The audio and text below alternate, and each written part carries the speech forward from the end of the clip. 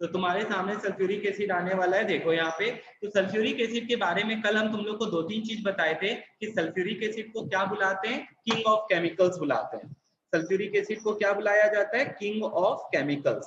तो ये चीज ध्यान रखना है तुम लोग को कि सल्फ्यूरिक एसिड को हम लोग क्या बुलाएंगे, किंग ऑफ केमिकल्स। क्यों किंग ऑफ केमिकल्स बुलाते हैं, क्योंकि भैया चाहे आपका HCl हो चाहे आपका HNO3 हो, आप लोग दोनों चैप्टर पढ़े हो आगे, HCl में भी हम लोग सल्फ्यूरिक एसिड का यूज किए थे बनाने के लिए, और नाइट्रिक एसिड में भी क्या चीज का यूज किए थे, सल्फ्यूरिक एसिड का। तो इसीलिए हम तुमको बता रहे हैं बार बार। और खाली ये दोनों एसिड नहीं, बहुत सारे एसिड्स को बनाने के लिए सल्फ्यूरिक एसिड का यूज किया जाता है, इसीलिए इसको क्या बुलाते हैं, किंग ऑफ केमिकल्स। दूसरा नाम इसको क्या दिया गया था, ऑयल ऑफ विड्रॉल। ठीक है, तुम लोग को बोले थे कॉन्साइज में दिया हुआ है किंग ऑफ केमिकल्स नाम, तुम लोग के बुक के सामने होगा। यहाँ पे अब दूसरा नाम बता रहे तुम लोग को, क्या, ऑयल ऑफ विड्रॉल। भैया what is oil of withdrawal, अब तुम लोग यहाँ पे देख सकता है क्या कि ऑयल ऑफ विड्रॉल जो होता है वो क्या चीज से बनता है, ग्रीन विड्रॉल से। ठीक है, तो भैया यहाँ पे देखिए आपका ये कंपाउंड पड़ा हुआ है, इसको हम हटा देते हैं।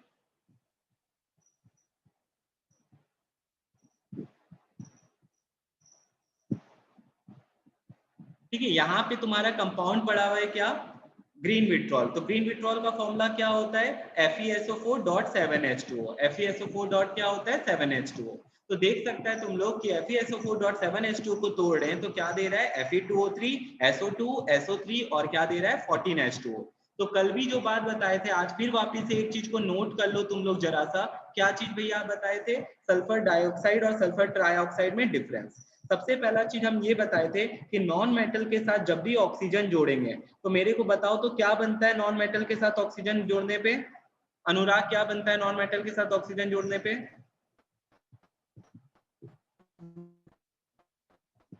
हर्ष बताना चाहता, बता।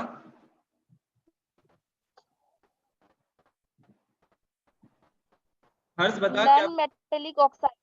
Non metallic oxide. तो नॉन मेटेलिक ऑक्साइड जो होता है वो कौन सा ऑक्साइड होता है, नॉन मेटेलिक ऑक्साइड होता है तुम्हारा एसिडिक ऑक्साइड। क्यों इसको एसिडिक ऑक्साइड, वेरी गुड, इसको नॉन क्यों, मेटेलिक ऑक्साइड।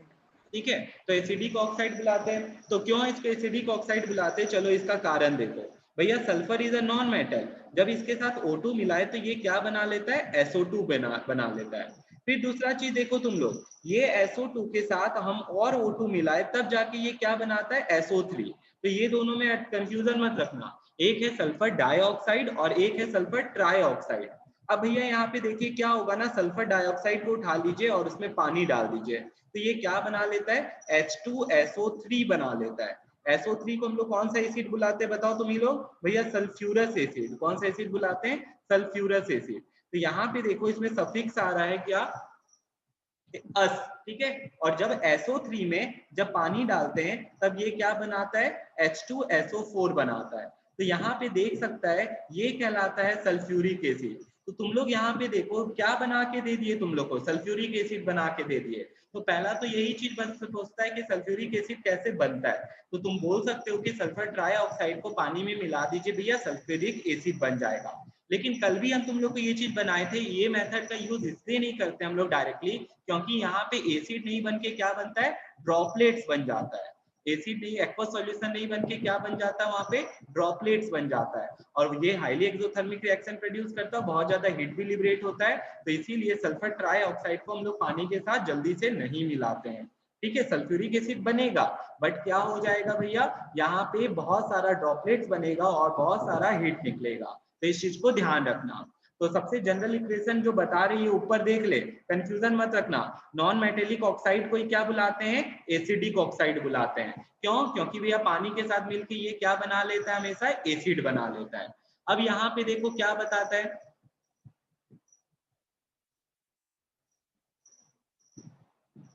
अब यहाँ पे अगर तुम लोग देखेगा क्या बता रहा है तो ध्यान से सुन, लिखता है सल्फ्यूरिक एसिड कहाँ कहाँ पाया जाता है। तो अगर तुम लोग देखेगा यहाँ पे sulphuric acid was initially called oil of vitriol, इसको क्या बुलाते हैं, ऑयल ऑफ विट्रॉल। क्यों, क्योंकि ग्रीन विट्रॉल से बनता है। तो ग्रीन विट्रॉल को तोड़े तो देखो Fe2O3, SO2 भी दे रहा है, SO3 भी दे रहा है और H2O दे रहा है। तो कहना ये चाहता है ये चीज कि तुम लोग यहाँ पे भैया आप SO3 लिखो या H2O लिखो या डायरेक्टली खाली H2SO4 लिख दीजिए, क्योंकि SO3 प्लस H2O मिलके क्या बना लेता है, H2SO4 बना लेता है। तो इस चीज को ध्यान रखना, इसमें डाइऑक्साइड भी निकल रहा है और ट्राइऑक्साइड भी निकल रहा है। फिर कहाँ कहाँ पाया जाता है तो ये मैटर नहीं करता, कभी नहीं पूछा गया बोर्ड एग्जाम में, ना तुम लोग को स्कूल के एग्जाम में पूछेगा, लेकिन फिर ये बहुत इंपॉर्टेंट है। अब यहाँ पे देखो, हम तुमको बताए थे फर्स्ट इक्वेशन सबसे इंपॉर्टेंट इक्वेशन है, क्योंकि 3 जगह बुक में दिया हुआ है, लेकिन ये नहीं पूछता है कितना जगह दिया है, उल्टा ये क्वेश्चन पूछ लेगा कि बताओ when a non metal is reacted with concentrated nitric acid what are the products form. तो यहाँ पे NO2 बनता है। कौन बच्चा मेरे को बताएगा NO2 का कलर क्या होता है? Reddish brown. वेरी गुड भैया, यहाँ पे NO2 का जो कलर होता है वो क्या हो जाता है? रेडिश ब्राउन हो जाता है। तो इस चीज को ध्यान रखना सब बच्चा। पूछ सकता है रेडिश ब्राउन कलर का गैस का नाम बताओ, तो नाइट्रोजन डाइऑक्साइड H2O, और कौन सा एसिड निकल रहा है? H2SO4। तो मेरे को यहाँ पे देखो क्या हुआ, इस बार हम लोग एक और चीज देखो, इस बार हम लोग वोलेटाइल एसिड से कौन सा एसिड निकाल रहे? नॉन वोलेटाइल एसिड निकाल रहे। ये भी ध्यान दो, वोलेटाइल एसिड से क्या निकाल रहे? Non volatile acid. तो देखो ऐसा रिएक्शन बताओ जिसमें वोलेटाइल एसिड का यूज किया जा रहा है और एक नॉन वोलेटाइल एसिड दिखा रहा है। तो तुम देख सकता है कितना तरीका है पूछने का क्वेश्चन का। तो ये रिएक्शन बहुत इंपॉर्टेंट है, तुम लोग मार्क कर ले। हम बार बार तुमको बताते हैं कि कंसंट्रेटेड नाइट्रिक एसिड के साथ NO2 गैस निकलता है, और डाइल्यूट नाइट्रिक एसिड के साथ तुम्हारा NO गैस निकलता है, दैट इज नाइट्रिक ऑक्साइड निकलता है। क्या निकलता है? Nitric oxide. अब दूसरा रिएक्शन में आ जाओ। हम तुमको बताए थे दूसरा और लास्ट वाला एकदम सेम है। क्या है रिएक्शन भैया? देखिए तो, देख दूसरा नंबर और लास्ट वाला रिएक्शन जो है एकदम सेम है, ध्यान देना सब बच्चा। यहाँ पे देख भाई, passage of chlorine through an aqueous solution of sulphur dioxide. तुम लोग देख सकते हैं यहाँ पे ये SO2 है, ठीक है। अब इसको क्या चीज से पास करा रहा है? क्लोरीन और वाटर के साथ। तो यहाँ पे यही बता रहा है what is aqueous solution. Aqueous solution हम तुम लोग को इलेक्ट्रोलाइसिस में भी पढ़ाए थे। When anything is added to water, उसको हम लोग क्या बुलाते हैं? एक्वस। एक्वस का मतलब हो गया जहां पे पानी सॉल्वेंट की तरह एक्ट कर रहा है। तो क्लोरीन को जब पानी के साथ मिला रखे थे और उसमें SO2 ऐड किए, तो तुम्हारा क्या बना? HCl और सल्फ्यूरिक एसिड। भैया यहाँ पे फिर क्या लिखना तुम लोग अपने अपने बुक में, सबके बुक में ये रिएक्शन दिया हुआ है। HCl के नीचे लिखना वोलेटाइल और H2SO4 के नीचे नॉन वोलेटाइल लिख लेना। तो ये रिएक्शन देखो क्या है, क्यों स्पेशल है? क्योंकि भैया यहाँ पे वोलेटाइल और नॉन वोलेटाइल एसिड दोनों निकल रहा है। ऊपर वाले में सिर्फ नॉन वोलेटाइल एसिड निकला था, कब? जब वोलेटाइल एसिड को रिएक्ट कराए थे। अब यहाँ पे वोलेटाइल और नॉन वोलेटाइल दोनों निकल रहा है। तीसरा वाला तो सबको ही पता है, SO3 is an acid anhydride. यहाँ पे देखो भैया, पानी में मिला दिए वो सल्फ्यूरिक एसिड बना लिया, लेकिन इसका यूज क्यों नहीं करते वो आज हम लोग आगे डिस्कस करेंगे। लास्ट वाला देखो, हाइड्रोलाइसिस ऑफ सल्फ्यूरल क्लोराइड। क्या है भैया सल्फ्यूरल क्लोराइड? आप लोग जो ऊपर अभी क्या किए, SO2 में पानी मिला के क्लोरीन जो एडेड था उसमें, उसको रिएक्ट किए, तो ये SO2 और क्लोरीन को एक साथ क्या कर दो? मिला दो। तो SO2 और Cl2 को एक साथ मिला दिए तो क्या बन गया? SO2Cl2। देख लेगा क्या बन गया? SO2Cl2।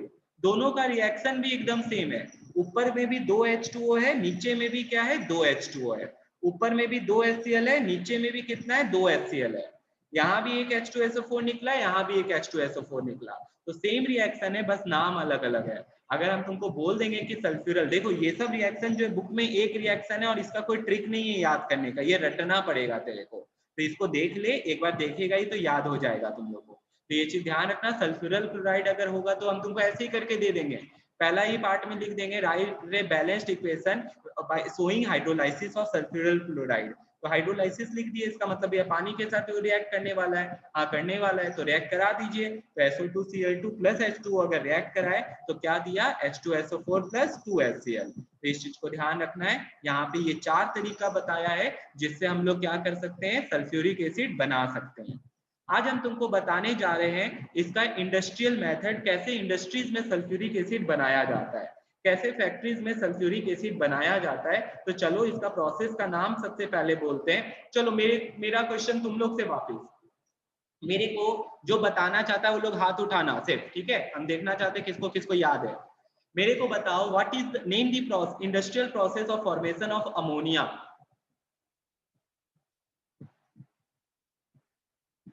अमोनिया का इंडस्ट्रियल प्रोसेस को क्या बुलाते हैं? प्रोसेस। तो देखो यहाँ पे बताया बच्चा लोग क्या क्या, कि भैया अमोनिया आप जो बनाए थे, ठीक है, अमोनिया जो बनाए थे, अमोनिया बनाने का जो इंडस्ट्रियल मेथड था, ठीक है, वो क्या था?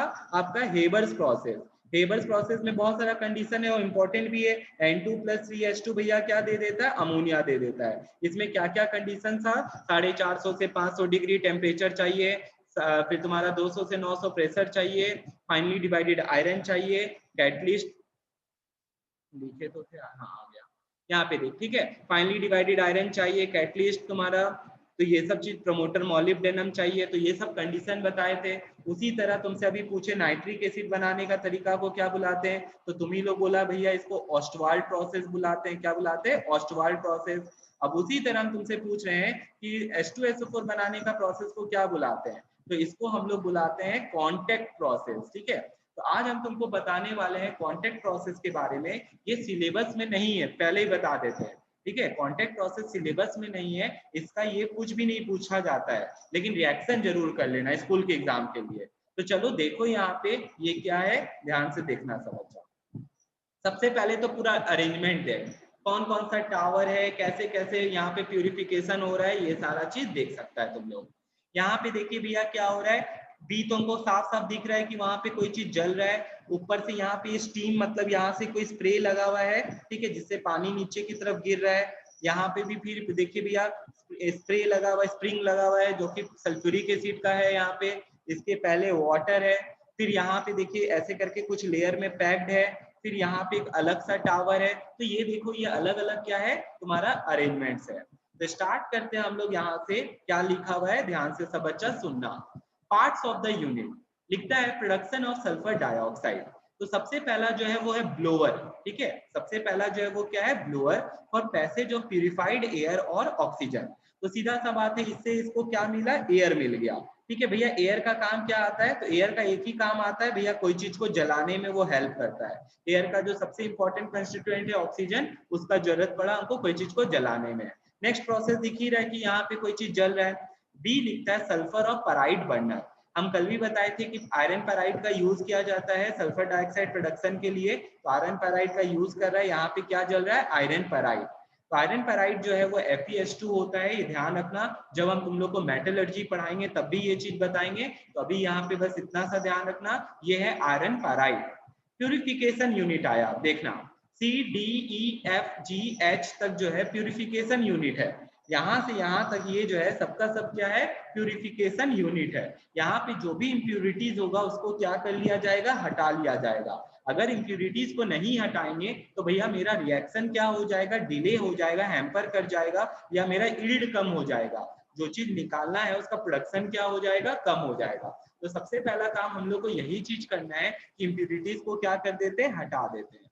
प्यूरिफिकेशन ऑफ यूनिट, तो सबसे पहला जो है वो है dusting tower for removal of dust particles by downward blow of steam. तुम लोग देख यहाँ पे क्या है, अगर तुम लोग क्रिकेट देखता होगा या तुम लोग जानता होगा इसके बारे में, क्रिकेट मैच स्टार्ट होने से पहले उस पिच को क्या किया जाता है, पूरे फील्ड को पानी दिया जाता है, या फुटबॉल में भी ऐसा होता है। कारण क्या है कि जो भी डस्ट पार्टिकल्स है वो सारा क्या हो जाएगा, बैठ जाएगा। पानी जैसे सस्पेंडेड पार्टिकुलेट मैटर होता है, ठीक है। अभी घर में दिवाली का सफाई चल रहा होगा तो वहां पे क्या होता है, बहुत सारा धूल निकलता है, suspended particulate matter.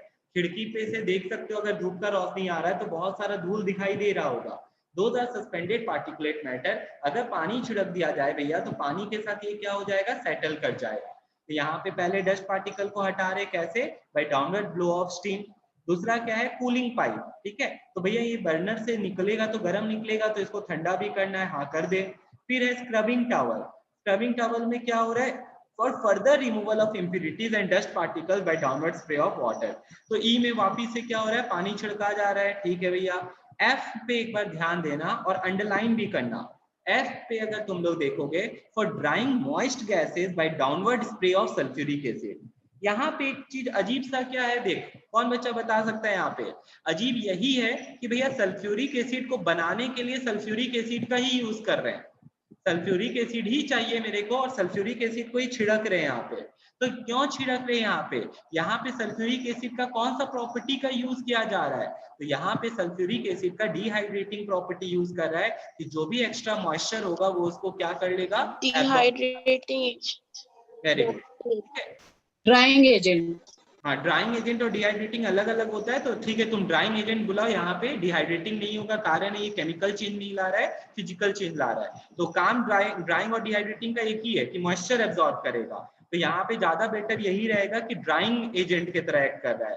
Sulphuric acid क्या चीज की तरह एक्ट कर रहा है, ड्राइंग एजेंट। चैप्टर के लास्ट में तुमको ये भी बताया है कि what is the difference between drawing and dehydrating. दोनों का मतलब एक ही चीज होता है, एक ही काम कर रहा है कि मॉइस्चर को एब्जॉर्ब करना है। बट क्या होता है डिहाइड्रेटिंग में, वो केमिकल चेंज ला देता है। वो क्या लाता है? Chemical change. फॉर एग्जाम्पल हम तुमको बता रहे हैं, जैसे क्या भैया, यही कि C6H12O6 से अगर हम क्या करते हैं, सल्फ्यूरिक एसिड पास करा देते हैं, ठीक है, तो देख ये क्या करेगा, कार्बन को अलग कर देगा और पानी को अलग कर देगा। ये था ग्लूकोज, ये बन गया कार्बन। तो यहाँ पे ये क्या चीज की तरह एक्ट कर रहा है, यहाँ पे ये डिहाइड्रेटिंग एजेंट की तरह एक्ट कर रहा है। क्यों भैया?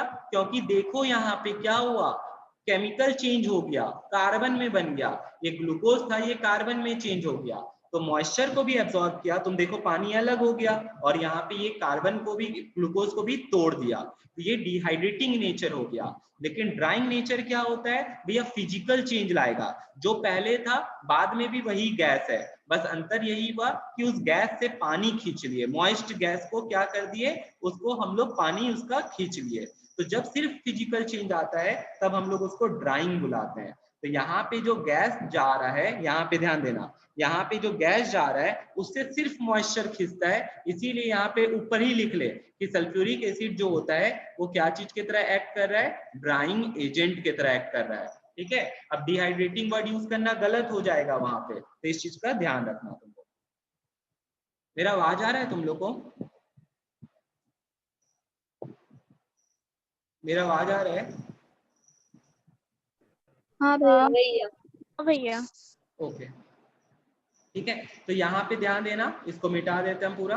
तो ऊपर में लिख ले खाली कंसंट्रेटेड सल्फ्यूरिक एसिड जाए ना वहां पे लिख ले, ताकि जब पढ़ेगा तो तुमको पूरा बुक रीड करने का काम नहीं है। यहाँ पे लिख ले एक्ट एज ड्राइंग एजेंट। ये क्या चीज की तरह एक्ट कर रहा है? Drying agent. तुमसे पूछेगा यहाँ पे for preparation of sulphuric acid is spread, तो लिखना because it act as a drying agent. यहाँ पे क्या चीज की तरह एक्ट कर रहा है? वो ड्राइंग एजेंट की तरह। तो इस चीज को भी ध्यान रखना है तुम लोग को, यहाँ पे यही बात बताया। अब इसके बाद देखो फिर और क्या लिखता है, फिर यहाँ पे आता है, तो ड्राइंग टावर में थोड़ा सा खाली एक टिक कर ले, क्योंकि ये एक इंपॉर्टेंट है, बाद बाकी सब बकवास कर रहा है, एक ये इंपॉर्टेंट है ज्यादा। F number, okay. फिर यहाँ पे जी पे फिलिंग द ब्लैंक्स का क्वेश्चन आता है, क्या ध्यान से सुनना। For removing arsenic oxide, arsenic oxide जो होता है बहुत ही जहरीला होता है, by passage over ferric hydroxide. तो तुम लोग को ये क्वेश्चन ही पूछेगा कि how can we remove arsenic oxide, तो तुम लोग को लिखना पड़ेगा by passing through ferric hydroxide, या ऐसा सॉल्वेंट का नाम बताओ जो कि आर्सेनिक ऑक्साइड का एब्जॉर्ब करता है, तो क्या लिखोगे? Ferric hydroxide, FeOH3। तुम लोग को भी पता ही है ये। फिर आता है तुम्हारा क्या? Testing box. टेस्टिंग बॉक्स जो होता है वो क्या होता है? For testing the purity of gas by passage of light through a darkened box. ये तुम लोग पढ़ता अगर सीबीएसई में होता, बस बता देते हैं क्या है। तो मान ले ऐसे करके एक पानी है, ठीक है, पानी में ऐसे करके हम बाहर से टॉर्च मार रहे हैं। टॉर्च जो है वो क्या होगा, जब लाइट इसका जाएगा, इसमें पार्टिकल्स होगा, ये पार्टिकल्स के कारण लाइट जो है वो स्कैटर कर जाएगा। इसको कहते हैं टिंडल इफेक्ट, इसको कहते हैं टिंडल इफेक्ट। तो यहाँ पे वही चीज बता रहा है कि अगर इम्प्यूरिटीज होगा तो लाइट स्कैटर कर जाएगा, तो हमको पता चल जाएगा, और अगर इम्प्यूरिटी नहीं होगा तो लाइट भैया सीधा चला जाएगा। तो यहाँ पे वही बता रहा है बस कि लाइट को पास किया जाता है ताकि प्योरिटी को देखा जा सके। अगर प्योर होगा तो लाइट सीधा पास कर जाएगा, इम्प्यूरिटी रहेगा तो लाइट क्या हो जाएगा? छितर जाएगा। तो इस चीज को ध्यान रखना। अब इसके बाद देखो फिर क्या बताता है, फिर आता है दूसरा टावर, कैटेलिटिक ऑक्सीडेशन। देख ले तुम लोग सब जन, कॉन्टेक्ट प्रोसेस है, तो आई वाला जो सबसे मेन टावर है जिसका नाम क्या बता रहा है? कैटेलिटिक ऑक्सीडेशन जो हो रहा है इसी में हो रहा है, इसका नाम है कॉन्टेक्ट टावर। इसका नाम क्या है? Contact tower. अब कॉन्टेक्ट टावर में ऐसा क्या हो रहा है, तो हम तुमको बता देते हैं, कॉन्टेक्ट टावर में ही SO2 जो है SO3 में कन्वर्ट हो रहा है। हम तुमको ऑलरेडी बता चुके हैं कि क्या हम लोग SO2 से SO2 से क्या सल्फ्यूरिक एसिड बना सकते हैं?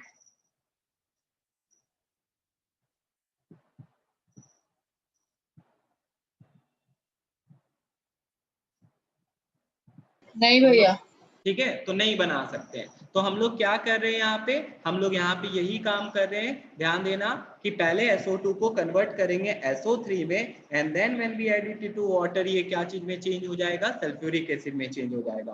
तो ये जो काम हो रहा है ये किसके अंदर हो रहा है, कांटेक्ट टावर के अंदर हो रहा है। तो चलो अब हम तुमको इक्वेशन दिखाते हैं, इक्वेशन से तुमको साफ साफ क्लियर हो जाएगा कि कांटेक्ट टावर में क्या हो रहा है। तो इस पूरे प्रोसेस से तुमको बस यही चीज पूछेगा कि किस टावर में क्या होता है, ठीक है।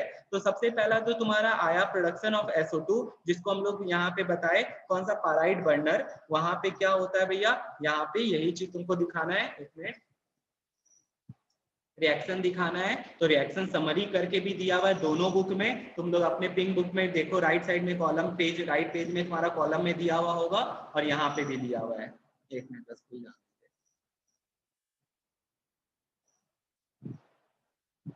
ये रहा देख। तो ये बहुत इंपॉर्टेंट रिएक्शन है। तो सबसे पहला चीज क्या है, रिएक्शन ये है, ठीक है, पहला वाला नहीं है, दूसरा वाला है। क्या है भैया, आयरन पायराइट में हम लोग क्या किए, ब्लोअर से एयर लिए तो 4Fe2 प्लस 11O2 क्या दिया, Fe2O3 प्लस 8SO2 आया यहाँ पे। अब ये कैटेलिटिक चैम्बर में क्या होगा, ये जो SO2 निकला उसको हम लोग को क्या चीज में कन्वर्ट करना पड़ेगा, SO3 में कन्वर्ट करना पड़ेगा। अब थोड़ा सा रुक के यहाँ पे पहले इसका कंडीशन देख लेते हैं। भैया यहाँ पे आप देख सकते हो क्या क्या कैटलिस्ट यूज हो रहा है। तो सबसे पहला वेनेडियम पेंटा ऑक्साइड यूज हो रहा है। क्या यूज हो रहा है, वेनेडियम पेंटा ऑक्साइड V2O5। टेम्परेचर कितना है, 450 से 500 डिग्री, लेकिन प्रेशर देख कितना कम है, 101 से 2 ही एटमॉस्फेयर है। हेबर्स प्रोसेस में 200 से 900 रहता था, यहाँ पे बस 1 से 2 ही है। और ये क्या चीज में कन्वर्ट हो गया, 2SO3 और प्लस यहाँ पे जो डेल्टा दिखा रहा है, इसका मतलब ये कैसा रिएक्शन है, एक्सोथर्मिक रिएक्शन है। तो तुम लोग को ये चीज ध्यान रखना है, कैटेलिटिक टावर में क्या रिएक्शन हुआ, SO2 is converted into SO3 by adding more of air in presence of catalyst vanadium pentaoxide, temperature 450 से 500 and atmospheric pressure 1 to 2 atmos, ठीक है। तो एटमॉस्फेरिक प्रेशर ही हुआ वो एटमॉस, और प्लस ये कैसा रिएक्शन है भैया, ये एक्सोथर्मिक रिएक्शन है। तो ये चीज मार्क कर ले सब अपने अपने बुक में, ये सब चीज पूछा जाता है कि बताओ कंडीशंस बताओ, तो कंडीशंस में तुम लोग को ये चीज लिखना पड़ेगा। लास्ट आता है तुम्हारा एब्जॉर्प्शन टावर। एब्जॉर्प्शन टावर अगर देखेगा, देखो पीछे चलते हैं वापस से, यहाँ पे लास्ट में देखो फिर से एक चीज देखो, यहाँ पे सल्फ्यूरिक एसिड का फिर से क्या किया जा रहा है, स्प्रे किया जा रहा है। सल्फ्यूरिक एसिड का फिर से क्या किया जा रहा है, स्प्रे किया जा रहा है। तो सल्फ्यूरिक एसिड का फिर से क्यों स्प्रे किया जा रहा है, तो यहाँ पे यही चीज बता रहा है, ध्यान देना सब बच्चा, एब्जॉर्प्शन ऑफ SO3। तो एब्जॉर्प्शन टावर जो हुआ, तीसरा tower, for absorption of sulphur trioxide vapours by descending steam of concentrated sulphuric acid. ये चीज ध्यान रखना। अब हम तुमको बताएंगे क्यों SO3 को पानी के साथ ऐड नहीं किया जाता है। तुम लोग देख सकते हैं यहाँ पे SO3 को डायरेक्टली क्या चीज के साथ जोड़ा, तुम लोग यहाँ पे देख SO3 को भैया, यहाँ पे आप पूछ सकते थे भैया यहाँ पे अगर पानी डाल देते हैं तो यहाँ पे आप देखो तो H2SO4 बना लेते ना, हाँ एकदम बना सकते थे, लेकिन SO3 के साथ पानी नहीं डाला है, क्या डाल दिया, सल्फ्यूरिक एसिड ही डाल दिया। देखो SO3 के साथ क्या डाल दिया, सल्फ्यूरिक एसिड डाल दिया। तो अब क्या बनेगा भैया, अब बनेगा तेरा एक कंपाउंड, क्या, H2H2O7, इसको ओलियम बुलाते हैं। H2O7 को क्या बुलाते हैं, ओलियम या पायरोसल्फ्यूरिक एसिड। ये चीज ध्यान रखना। अब हम तुमको बार बार बोल रहे हैं ये रिएक्शन नहीं होता है, क्यों नहीं होता है, इसका आंसर हम तुमको पहले बता देते हैं। तो पेज पलटाओ सब बच्चा अपना अपना और वहां पे मार्क करना, सबके बुक में दिया हुआ है, तुम लोग अपने अपने बुक में भी देखो।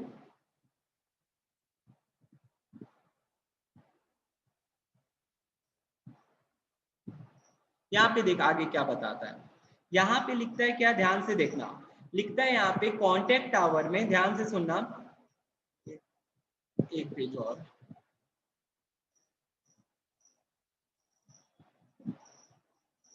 यहाँ पे देख एब्जॉर्प्शन टावर, ध्यान से सुनना सब बच्चा, लास्ट वाला देख। एब्जॉर्प्शन टावर में क्या हो रहा है, सल्फ्यूरिक एसिड उसमें डाला जा रहा है, क्या डाला जा रहा है, सल्फ्यूरिक एसिड ऊपर से स्प्रे किया जा रहा है। पहला ही रिएक्शन तुम लोग देख रहे हो कि जो चीज बनाना है उसी को यूज कर रहे हैं हम लोग। In the absorption tower, the SO3 vapors are absorbed in concentrated sulfuric acid and not in water. And not in water. तो ये बहुत अच्छा क्वेश्चन है रीजनिंग के लिए, तुम लोग मार्क कर लेना इसको, ठीक है, यही क्वेश्चन है। तो even though sulphur trioxide is an acid anhydride. भैया what do you mean by acid anhydride? जब एसिड से सॉल्ट पढ़ाए थे तो तुमको बताए थे कि पानी के साथ जब मिला दिया जाएगा तो it will form an acid, ठीक है, H2SO4 ये बनाता है, बोल रहा है कि SO3 को आप पानी के साथ मिला दो तो ये सल्फ्यूरिक एसिड बनाएगा। It is not directly absorbed in water to get sulfuric acid. The reaction is highly exothermic, resulting in production of dense fog of sulfuric acid particles. Particles बोले तो इससे अच्छा तुम droplets बोल ले, which do not condense easily. वो condense नहीं करता है। तो ये चीज अंडरलाइन कर लो। अब तुमको साफ साफ दिख रहा होगा यहाँ पे क्यों यूज नहीं करते हैं, तो हम तुमको बता चुके ऑलरेडी। ये हाईली एक्सोथर्मिक रिजल्ट प्रोड्यूस करता है, साथ ही साथ डेंस व्हाइट फॉग प्रोड्यूस करता है और वाटर ड्रॉपलेट्स मतलब एसिड का ड्रॉपलेट्स बना लेता है। लास्ट में hence sulfuric trioxide vapors are dissolved in concentrated sulfuric acid to give oleum। वो क्या करता है उसको भैया आप SO3 को क्या चीज के साथ डाल दिया जाता है, सल्फ्यूरिक एसिड के साथ, ताकि वो क्या दे H2H2O7 and what is this, this is oleum. इसी को क्या बुलाते हैं, ओलियम। अब ओलियम को पानी के साथ जोड़ देते हैं। अब ओलियम को क्या करते हैं, पानी के साथ जोड़ते हैं, तब जाके वो हमको फाइनली क्या देता है, सल्फ्यूरिक एसिड। तो देख क्या लिखता है कि to give oleum which on dilution with requisite amount of soft water in dilution tank. Last tank जो है वो कौन सा टैंक है, डाइल्यूशन टैंक। तो डाइल्यूशन टैंक में क्या हो रहा है, डाइल्यूशन टैंक में यही हो रहा है कि जो आप भैया H2H2O7 बनाए और उसमें पानी डाल दे, ठीक है, डाइल्यूशन कर रहे हैं, तो ये क्या देगा तेरे को, ये सल्फ्यूरिक एसिड देगा। ये क्या देगा, सल्फ्यूरिक एसिड। तो तुमको दिख रहा होगा भैया क्या बोलना चाह रहे थे कि कौन कौन से चैम्बर में क्या क्या हो रहा है। तो ये चीज ध्यान रखना कि पहला तो तुमको क्या बताए, पायराइट बर्नर। पायराइट बर्नर में क्या हुआ, तुम लोग भी अपने मन में रिवाइज करते जाओ भैया। पायराइट बर्नर में हम दिखा देते FeH2 को 11O2 के साथ क्या किया गया, नंबरिंग याद रखना है। वहां जाकर अगर तुम सोचोगे कि हम बैलेंस कर लेंगे तो वहां एक्सपेरिमेंट करने का काम नहीं है, जो भी करना है घर में करके जाओ। तो वहां पे देखो वो तुमको क्या दे देगा, वो तुमको SO2 दे देगा और साथ ही साथ क्या देगा, जल्दी बता, वो Fe2O3 देगा। तो देख ले, ऊपर वाला रिएक्शन जरूरी नहीं है, नीचे वाला, ठीक है, ये वाला। फिर भैया क्या हुआ, सेकंड टावर जो आया वो क्या आया, कांटेक्ट टावर। कांटेक्ट टावर में क्या हुआ, जो ये SO2 निकला ना भैया, वो उसको हमको SO3 में कन्वर्ट करना है। कैसे करेंगे, यूजिंग वेनेडियम ऑक्साइड, टेम्परेचर 450 से 500 और 1 से 2 एटमॉस्फेरिक प्रेशर। तो इस चीज को ध्यान रखना तुम लोग सब। उसके बाद क्या करेंगे भैया, अब आएगा एब्जॉर्प्शन टावर। एब्जॉर्प्शन टावर में क्या होता है, जो आप SO3 बनाए उसको उस पे वापिस से सल्फ्यूरिक एसिड डाला जाता है। भैया पानी क्यों नहीं डाले, क्योंकि पानी का ड्रॉपलेट बनेगा और डेंस क्या देता है, फॉग प्रोड्यूस होता है, बहुत ज्यादा हीट प्रोड्यूस होता है। अब SO3 को क्या चीज में डाले, सल्फ्यूरिक एसिड में डाला गया, ठीक है, ये चीज देख ले, बार बार बोल रहे हैं, ताकि क्या बने, ओलियम बने। अब ओलियम को फिर डाइल्यूशन किया जाता है किसमें, डाइल्यूशन टैंक में, क्या चीज डाल के, पानी के साथ, और फिर फाइनल प्रोडक्ट क्या बनता है, फाइनल प्रोडक्ट तुम्हारा सल्फ्यूरिक एसिड बनता है। तो ये चीज ध्यान रखना, ये जो सल्फ्यूरिक एसिड है ये 98% प्योरिटी वाला है। ये कितना परसेंट प्योरिटी वाला है, 98%, ठीक है। तो इस चीज को ध्यान रखना तुम लोग। अब इसके बाद देख आगे क्या बताता है, तो देख ले यहाँ पे, ये रहा तेरा इक्वेशन का पूरा चार्ट बना हुआ जो तुम लोग को करना है, ठीक है। तो तुमको हम बहुत अच्छे से बता दिए पूरा का पूरा कि किसमें कौन सा कितना रिएक्शन हो रहा है, कहाँ पे कितना कंडीशंस है। तो तुम लोग का यहाँ पे देख रहा है 4 का 4 टावर दिया हुआ है, ये चीज सब बच्चा देख और इसको याद कर लेना अच्छे से, ठीक है। तो यहाँ पे तुम्हारा खत्म होता है इंडस्ट्रियल मेथड। अब इसका रीजनिंग आएगा बहुत सारा, तो चलो वो भी करते हैं। रीजनिंग क्वेश्चन आ सकता है, तो अभी जितना चीज पढ़े सब चीज को अब तुमको डिटेल में बताएगा। तो स्टार्ट करते हैं, ऑलरेडी तुम लोग जानते हो ऐसे ऐसे चीज अब बता चुके हैं। Contact process, purpose of manufacture sulphuric acid, sulphur और पाराइट बर्नर, ठीक है, क्या चीज का यूज कर रहे हैं, सल्फर का या पाराइट बर्नर का। तुम लोग दोनों रिएक्शन देख ही लिया। When sulfur is burned in air, it burns a pale blue flame. Underline कर लो इस चीज को। सल्फर जो होता है किस कलर का फ्लेम देता है, पेल ब्लू फ्लेम देता है। तो हम ब्लू कलर से दिखाते हैं। कौन बच्चा मेरे को बता सकता है एक और गैस है जो पेल ब्लू फ्लेम देता है,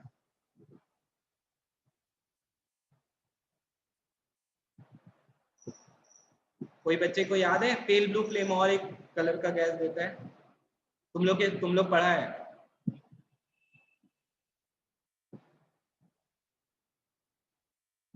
नाइट्रोजन, ठीक है, ध्यान रखना। Forming sulphur dioxide and traces of sulphur trioxide. तो सल्फर डाइऑक्साइड भी बन रहा है और सल्फर ट्राइऑक्साइड का ट्रेसेस भी बन रहा है, ठीक है, मतलब कुछ सल्फर ट्राइऑक्साइड भी बन रहा है।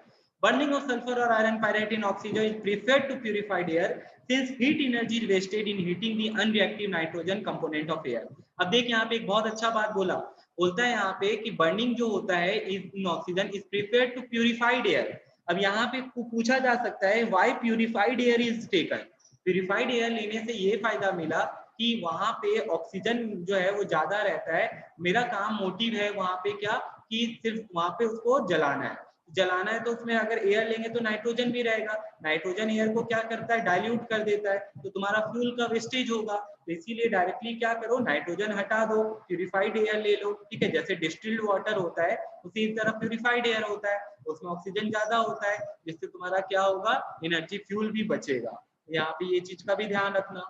फिर आता है प्यूरिफिकेशन यूनिट। तो चलो हम तुमको बता ही चुके थे ऑलरेडी वहां पे, तो देखो क्या क्या लिखता है, इम्प्यूरिटीज क्या क्या रहता है। The gases mixture of SO2 and O2 contains impurity mainly dust particle, pyrite dust and arsenic oxide। अब तुम लोग देखो कौन बच्चा बताएगा आर्सेनिक ऑक्साइड को क्या चीज से हटाते हैं हम लोग।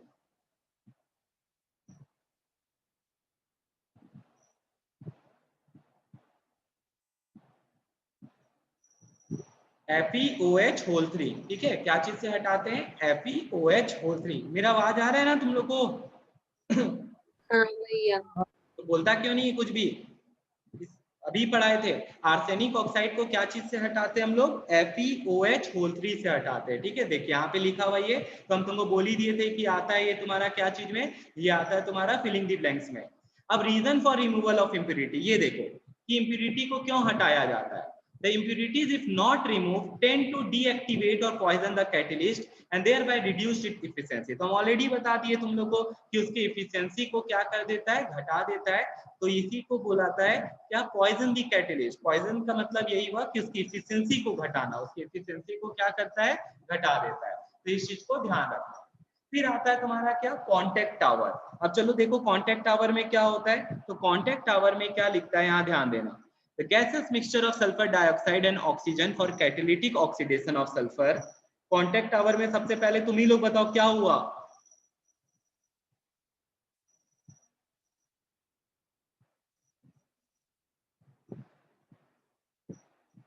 कॉन्टेक्ट टावर में क्या हुआ था बता।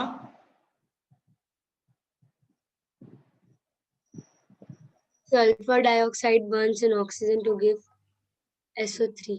वेरी गुड भैया, सल्फर डाइऑक्साइड जो है वो SO3 में कन्वर्ट हुआ था, ठीक है। SO2 जो है वो क्या चीज में कन्वर्ट हो गया था, SO3 में। तो यहाँ पे ये रिवर्सिबल रिएक्शन दिखाया था, V2O5 इसके ऊपर लिख दिया था, 450 से 500 डिग्री इसमें भी दिखाया था, लेकिन 102 एटमॉस दिखाया था। तो ये याद कर ले तुम लोग अच्छे से, तो ये कंडीशन जरूरी है, ये तुम लोग याद कर ले। हम लिखे तो आया नहीं स्क्रीन पे। अब इसके बाद देखो, हाँ आ गया।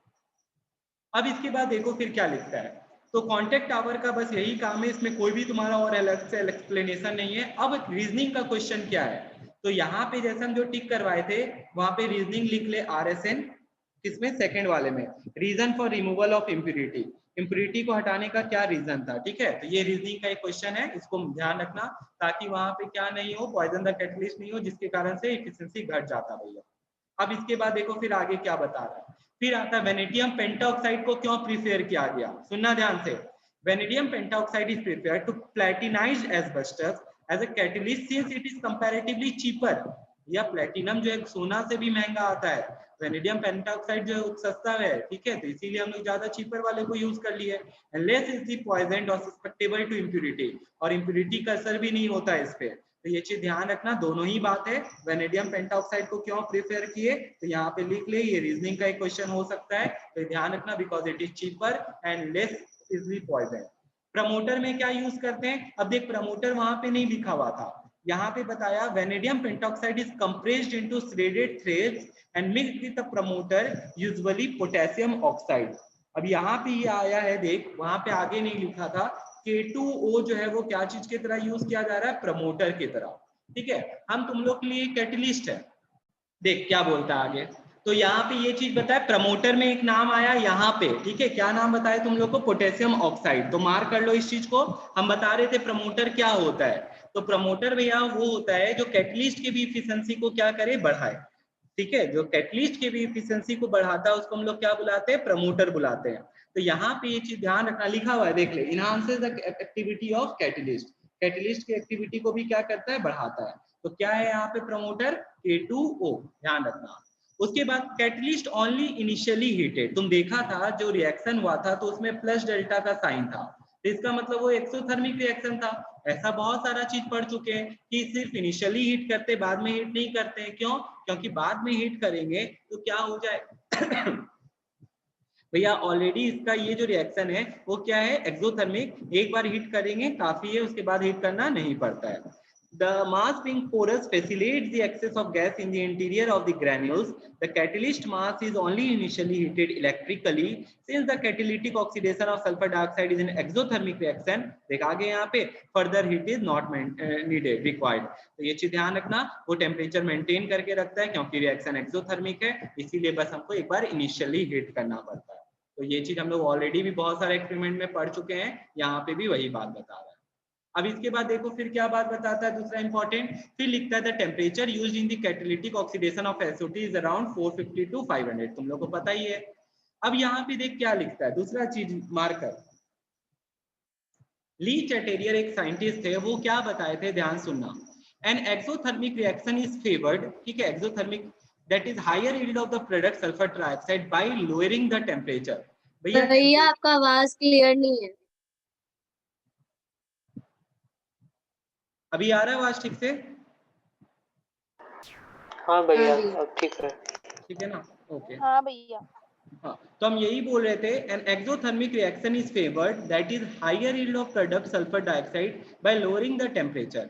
तो 450 से 500, अगर देखिए यहाँ पे क्या होता है, रिएक्शन रिवर्सिबल है, ठीक है, रिएक्शन क्या है, रिवर्सिबल, आगे की तरफ भी जा सकता है और पीछे की तरफ भी जा सकता है, ठीक है। यहाँ पे कहना ये चाहता है कि अभी SO2 से O2 कन्वर्ट हो रहा है, ठीक है, SO3 में कन्वर्ट हो रहा है। कैसे भैया, जब टेम्परेचर को घटा रहे, आगे जाने पे टेम्परेचर को हम लोग क्या कर रहे हैं, घटा रहे हैं। अगर टेम्परेचर बढ़ाने लगेगा तो आगे नहीं जाके रिएक्शन क्या होने लगेगा, बैकवर्ड जाने लगेगा।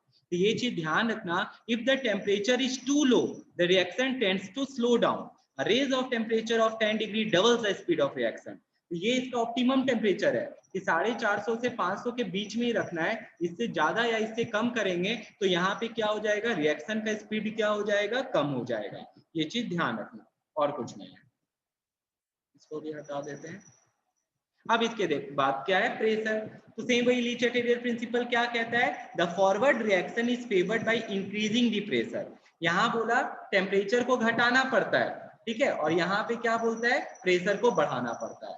तो ये चीज ध्यान रखना, ऑब्वियस सा बात है, टेम्परेचर और प्रेशर में जो रिलेशन है इनवर्सली प्रोपोर्शनल का है। तो टेम्परेचर को घटा रहे और यहाँ पे प्रेशर को क्या कर रहे, बढ़ा रहे। एक से कितना, बहुत ज्यादा नहीं, कम ही प्रेशर बढ़ा रहे। लिखता है देख, the forward reaction is favoured by increasing the pressure if a reaction takes place with decrease in volume as in the case of catalytic oxidation of sulfur dioxide which takes place with decrease in volume। तो यहाँ पे तुम लोग देख सकता है, पहले भैया 2 + 1 3 वॉल्यूम था और ये कितना वॉल्यूम सल्फर ट्राइऑक्साइड दे रहा है, 2 वॉल्यूम। तो यहाँ वॉल्यूम क्या हो रहा है, वॉल्यूम घट रहा है, वॉल्यूम क्या हो रहा है, घट रहा है। तो ये जो है हम लोग कहाँ पढ़े थे पता है, हम लोग पढ़े थे गेलुजैक्स लॉ में। गेलुजैक्स लॉ में यही चीज पढ़ा था, तुम लोग को याद होगा डेफिनेशन। तो यहाँ पे वॉल्यूम क्या हो रहा है, घट रहा है। तो ये चीज ध्यान रखना, वॉल्यूम घट रहा है और प्रेशर क्या हो रहा है, बढ़ रहा है। तो रिएक्शन जो है वो किस तरफ जाएगा, आगे की तरफ जाएगा। ये पूछेगा नहीं तुम लोग को, लेकिन बस ये चीज ध्यान रखना। अगर हम तुमको पूछ रहे हैं यहाँ पे बस इतना सा बताओ कि इन फॉरवर्ड और बैकवर्ड, ठीक है, रिएक्शन दोनों तरफ जा सकता है। क्यों? क्योंकि भैया ये रिवर्सिबल रिएक्शन है। फॉरवर्ड कब जाएगा, जब भैया टेम्परेचर को हम लोग क्या करेंगे, घटाएंगे और प्रेशर को क्या करेंगे, बढ़ाएंगे। क्यों? क्योंकि भैया वॉल्यूम घट रहा है। कैसे? पहले भैया देखिए 3 वॉल्यूम ले रहे हैं हम लोग, तो कितना वॉल्यूम ट्राइऑक्साइड का बन के मिल रहा है, 2 ही वॉल्यूम मिल रहा है। तो इस चीज को ध्यान रखना, टेम्परेचर को घटाते हैं और प्रेशर को क्या कर रहे हैं, बढ़ाना पड़ रहा है, तब जाके यील्ड क्या हो रहा है, इनको ज्यादा मिल रहा है। ये चीज ध्यान रखना। लास्ट आता है एब्जॉर्प्शन टावर, जो हम तुम लोग को बता ही चुके हैं, तो इस चीज को ध्यान रखना। ये भी एक बहुत अच्छा क्वेश्चन है और इन सब से सबसे अच्छा क्वेश्चन यही है जो तुमको अलग से करके पूछ सकता है और ये बहुत इंपॉर्टेंट है। क्यों हम लोग, वो भी सल्फर एनहाइड्राइड बुलाएगा, एसिड एनहाइड्राइड। सल्फर डाइऑक्साइड का अगर पानी में मिलाते हैं तो ये एसिड एनहाइड्राइड बनाता है। क्यों हम लोग इसका यूज नहीं करते हैं? तो ये कॉन्साइज में और ज्यादा अच्छे से दिया हुआ है। कॉन्साइज वाले बुक में इसको अच्छे से दिया हुआ, वहां पे लिखा हुआ है साफ साफ कि वहां पे ड्रॉपलेट्स, मिस्टी ड्रॉपलेट्स बनता है और जो कि क्या होता है, बहुत ज्यादा हीट प्रोड्यूस करता है। इस कारण से हम लोग ये वाला मेथड को यूज नहीं करते हैं। तो इसकी जगह क्या करते हैं, इसके जगह हम लोग भैया उसको सल्फ्यूरिक एसिड में ही डाल देते हैं, सल्फ्यूरिक एसिड में स्प्रे कर देते हैं। वो किस में चेंज हो जाता है, ओलियम में चेंज हो जाता है। और ओलियम में चेंज होने के बाद वापिस से ओलियम को ही क्या कर देते हैं, डाइल्यूट कर देते हैं, तब जाके ये हमको क्या बना के दे देता है, सल्फ्यूरिक एसिड दे देता है। और ये सल्फ्यूरिक एसिड जो है वो 98% प्योर सल्फ्यूरिक एसिड मिलता है हम लोग को, ठीक है। तो ये चीज ध्यान रखना, यहाँ पे यही चीज बताएं तुम लोग को कि कैसे सल्फ्यूरिक एसिड बना है, कहाँ पे, इंडस्ट्रियल मेथड में। अब आएगा इसका रिएक्शन, तो चलो करते हैं इसका रिएक्शन के बारे में, मिटा देते हैं थोड़ा। अब इसके बाद देखो, हाँ तो अभी हम लोग फिजिकल केमिकल नेचर पढ़ेंगे, तो पहले फिजिकल पढ़ लेते हैं, उसके बाद केमिकल नेचर पढ़ेंगे। कौन बच्चा मेरे को बताएगा क्या होता है अगर स्किन पे प्रोटीन, स्किन पे नाइट्रिक एसिड गिर जाएगा? ज़ैंथोप्रोटिक एसिड कुछ। भैया बहन ये बात बताया स्पर्श हम लोग को कि भैया अगर स्किन पे नाइट्रिक एसिड गिर जाता है तो वो प्रोटीन के साथ हम लोग के स्किन पे रिएक्ट करता है, और कौन सा एसिड बनाता है, ज़ैंथोप्रोटिक एसिड बनाता है। ये क्वेश्चन बोर्ड एग्जाम में बहुत बार पूछा हुआ है, ठीक है, तुम लोग देखना। अभी हम यहाँ पे यही बता रहे हैं क्या, कि सल्फ्यूरिक एसिड गिर जाता है तो भैया क्या होता है, अगर हाथ में सल्फ्यूरिक एसिड गिर जाएगा तो हम लोग का स्किन वहां का काला पड़ जाएगा। क्या हो जाएगा, काला। क्यों? क्योंकि तेरे स्किन से वो क्या करता है, पानी खींच लेगा। ये डिहाइड्रेटिंग एजेंट जो बताए थे तो वही बोलता है इसका फिजियोलॉजिकल नेचर क्या है, मतलब हमारे बॉडी पे क्या असर पड़ेगा। तो देख क्या लिखता है यहाँ पे, concentrated acid is highly corrosive in nature and tears the skin black. अगर हम लोग के स्किन पे गिर जाएगा तो वो क्या हो जाएगा, काला कर देगा। भैया कलरलेस होता है, कोई स्मेल नहीं होता है, टेस्ट जो होता है सार होता है क्योंकि एसिड है, बट हम लोग टेस्ट करके देख नहीं सकते हैं। नेचर क्या है, डेंस ऑयली हाइग्रोस्कोपिक लिक्विड होता है। एक क्वेश्चन यहाँ पे गिव रीजनिंग का बहुत अच्छा, हम ये तुम लोग को जब भी टेस्ट लेंगे पूछेंगे तुम लोग से। देख क्या बोलता है, ध्यान सुनना, being hygroscopic it absorbs the moisture from the atmosphere and hence sulfuric acid is kept in airtight bottle। ये क्वेश्चन पीछे भी दिया हुआ एक्सरसाइज में, क्वेश्चन है why sulfuric acid is kept in airtight bottle। कोई भी बच्चा कुछ भी लिखेगा और हाइग्रोस्कोपिक नहीं लिखेगा तो उसको मार्क्स एकदम नहीं मिलेगा। यहाँ पे इसका कीवर्ड यही है, because it is an hygroscopic liquid. What do you mean bye hygroscopic, ये मॉइस्चर को क्या करता है, एटमॉस्फेयर से भैया एब्जॉर्ब कर लेता है। तो ऐसा ना हो इसीलिए हम लोग इसको क्या चीज में रखते हैं, एयर टाइट बॉटल में रखते हैं। इसको क्या चीज में रखते हैं, एयर टाइट बॉटल में। तो ये चीज ध्यान रखना तुम लोग। इसके बाद एक फिर क्या बताता है, डेंसिटी पानी से भारी होता है, solubility soluble in water in all proportion, constant boiling mixture ये याद रखना है, तुम लोग को बता रखे कांस्टेंट बॉइलिंग मिक्सचर सबका याद करना है और बोर्ड एग्जाम में आया हुआ है, ठीक है। हाइड्रोक्लोरिक में भी है, नाइट्रिक में भी और सल्फ्यूरिक में भी है। तो इसका जो कांस्टेंट बॉइलिंग मिक्सचर होता है वो कितने डिग्री पे प्रिपेयर होता है, 338 डिग्री पे। सबका टेम्परेचर याद रखना है तुम लोग को क्योंकि बोर्ड में पूछा हुआ है, ठीक है। तो 338 पे इसका क्या प्रिपेयर हो जाता है, कांस्टेंट बॉइलिंग मिक्सचर। अब बहुत बच्चा के मन में चल रहा होगा कि कांस्टेंट बॉइलिंग मिक्सचर क्या होता है, तो चलो वो भी देख लो, यहाँ पे लिखा हुआ है, ठीक है। डेफिनेशन याद करना है तुम लोग को। हम तुम लोग को कांस्टेंट बॉइलिंग मिक्सचर का एक और नाम बताए थे, याद है किसी को?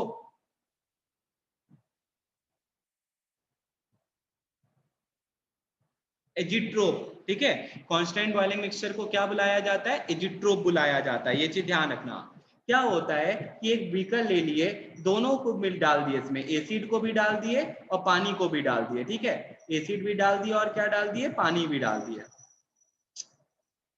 एसिड भी डाल दिया और क्या कर दिए, पानी भी डाल दिए। अब इसको गर्म किए, अब इसको क्या किए, गर्म किए। तो एक ऐसा टेम्परेचर आएगा जहां पे क्या होगा, एसिड भी वेपराइज करेगा और पानी भी वेपराइज करेगा, ठीक है। वो भी इक्वल प्रोपोर्शन में, वो भी क्या, इक्वल प्रोपोर्शन। तो वो जो टेम्परेचर होता है उसी को हम लोग क्या बुलाते हैं, कांस्टेंट बॉइलिंग मिक्सचर बुलाते हैं। तो इस चीज को ध्यान रखना तुम लोग, यहाँ पे यही बात बता रहा है। तो देखो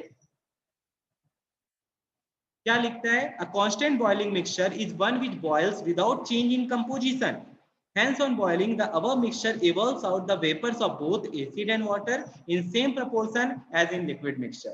ये चीज ध्यान रखना, ये इसका डिफाइन हो गया, यहाँ लिख लो तुम लोग सब जन, डिफाइन है। अगर हम तुमसे पूछेंगे कि डिफाइन आया हुआ सब क्वेश्चन है, सब कांस्टेंट बॉइलिंग मिक्सचर को डिफाइन करो या एजिट्रोप को डिफाइन करो, इसका नाम दूसरा एजिट्रोप है, ठीक है। या पूछ सकता है सल्फ्यूरिक एसिड का हमको कांस्टेंट बॉइलिंग मिक्सचर बताओ, तो कितना डिग्री पे होता है सल्फ्यूरिक एसिड का, 338 पे होता है। कितने डिग्री पे होता है, 338। 121 डिग्री सेल्सियस किसका है बता दो, ये बोर्ड एग्जाम का क्वेश्चन है।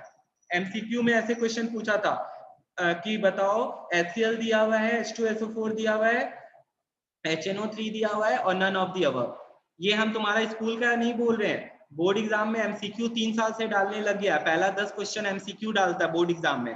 तो 120 पूछा था कि बताओ किसका 121 degree Celsius constant boiling mixture होता है, बताओ तुम लोग ABCD। Nitric acid. ठीक है, तो यहाँ पे नाइट्रिक एसिड हो गया। तो वही चीजें यहाँ पे बताए, ये सब चीज ध्यान रखना है तुम लोग को। एमसीक्यू देने लग गया आपसे बोर्ड एग्जाम में 10 मार्क्स का पहला क्वेश्चन, 2-3 साल से आ रहा है। पहले तुम्हारा नेम दी फॉलोइंग रहता था और अभी इधर एमसीक्यू आने लग गया। तो अच्छा ही है, तुम लोग का स्कूल का एग्जाम भी एमसीक्यू टाइप ही हो रहा है, तो ऐसे भी दिया जा रहा है उस तरीके से। अब तुम लोग जब केमिस्ट्री पढ़ना चालू किया था तो सबसे पहला चीज यही पढ़ा था, एसिड को पानी में डालना चाहिए कि पानी को एसिड में डालना चाहिए।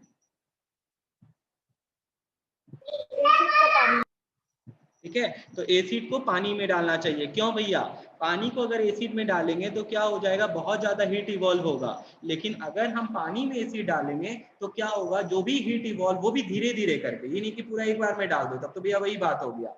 धीरे धीरे करके पानी में क्या करते हैं हम लोग, एसिड डालते हैं। ये रहा पानी, पानी में हम लोग क्या करते हैं, बूंद बूंद करके एसिड डालते हैं। ताकि क्यों, क्योंकि पानी जो है वो क्या होता है, स्पेसिफिक हीट कैपेसिटी ज्यादा होता है, जो भी हीट निकलेगा वो क्या कर लेगा, एब्जॉर्ब कर लेगा। इसीलिए हमेशा पानी को एसिड में डालना चाहिए, ना कि एसिड को, सॉरी एसिड को पानी में डालना चाहिए, ना कि एसिड में पानी डालना चाहिए। ठीक है, तो वही चीज यहाँ पे लिखा हुआ है, ये चीज तुम लोग जानते हो। ठीक है, चलो एक क्लास और लगेगा, उसमें तुम लोग का कंप्लीट हो जाएगा। आज हम लोग एक बार इतना ही रखते हैं। ठीक है, यहाँ तक किसी को कोई दिक्कत?